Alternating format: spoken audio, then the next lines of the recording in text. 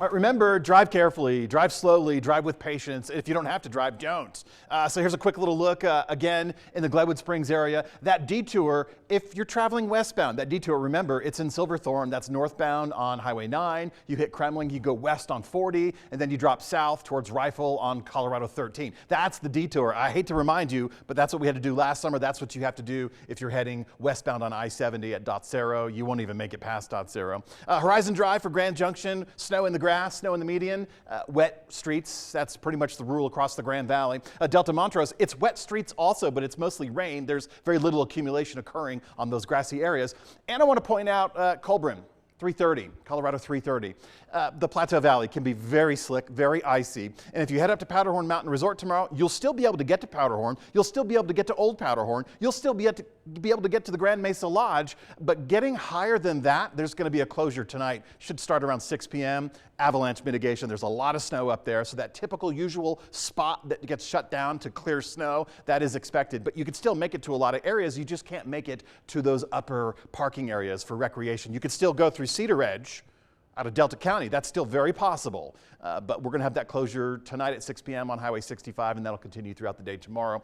Speaking of continuing, we're in a bit of a lull right now. We've got good circulation from this low pressure system, which is right around the central portion of our state. That's going to continue circulating during the overnight hours and slowly jogging to the northeast. So we have a lull right now. We do have some light snow expected to come back around. In fact, we're expecting bands of snow showers to continue on and off this evening through the midnight hour. A little bit more intensity for the midnight hour, and that opens up the opportunity for both Delta and Montrose to pick up some accumulating snow. Even falling snow would be good for them at this point. But for Grand Junction, getting through the 9 o'clock and getting into the midnight hour, those bands will cycle through from the northwest, reinforcing northwest. We have that light wind tonight, and I wanted, as I'm talking about that northwest flow, I want to remind you, tomorrow, even though the storm system starts to exit, and we still will have lingering showers tomorrow morning through at least noon, but getting into Wednesday afternoon, we'll break it up with partly cloudy conditions, and the central mountains will still get their snow. But we're going to feel a little bit on the blustery side. Our winds should be coming at us from the north-northwest tomorrow afternoon,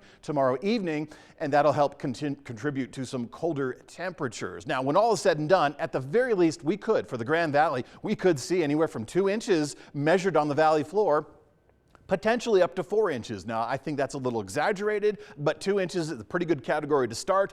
For the Delta and the Montrose area, we could be looking at, on the low end, 1, and on the high end, 3-inch snow measurements. So that would be great up until that occurs. So far, our rain gauge has been accumulating good numbers, and we're in a positive side of things as we begin the year. We're still new in the year. We don't really have a whole lot of dry areas or dry patterns.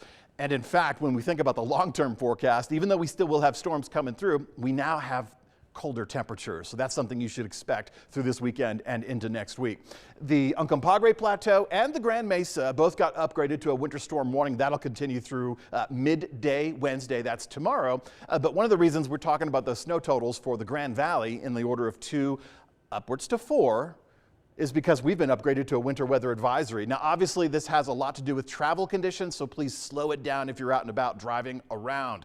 You don't want to make any mistakes because this is a winter storm system. We have our cold temperatures. We never actually materialized above average temperatures today. We fell shy of those averages as a result of the cloud coverage and the circulation of the storm system and the redirection of its track. It retracked a little bit further to the north, closer to the Grand Valley. One of the reasons why we've had those snow showers. So very beneficial moisture for all lands. And of course, deep totals up on the Grand Mesa, up on Powderhorn. They're reporting, what would they do, 7 to 9 inches this morning. Still getting snow, still will continue to get snow, and under that winter storm warning they should measure snow in the foot and a half by the time Thursday morning comes around. Now, by the time we get to Thursday morning, we're going to be seeing the next storm system. In fact, this system starts to exit. Our current system starts to exit tomorrow. We'll still get lingering showers midday, but the storm itself is going to get into the Central Plains.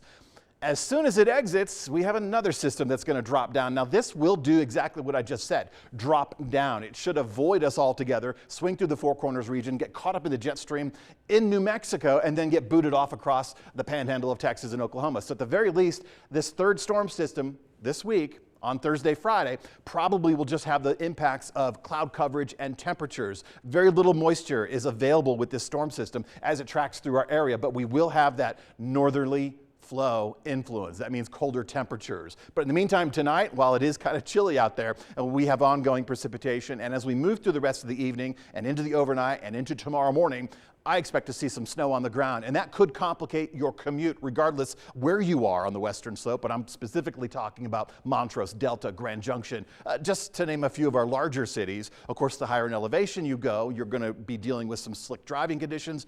Going down in elevation, you're going to experience some deeper snow totals up there.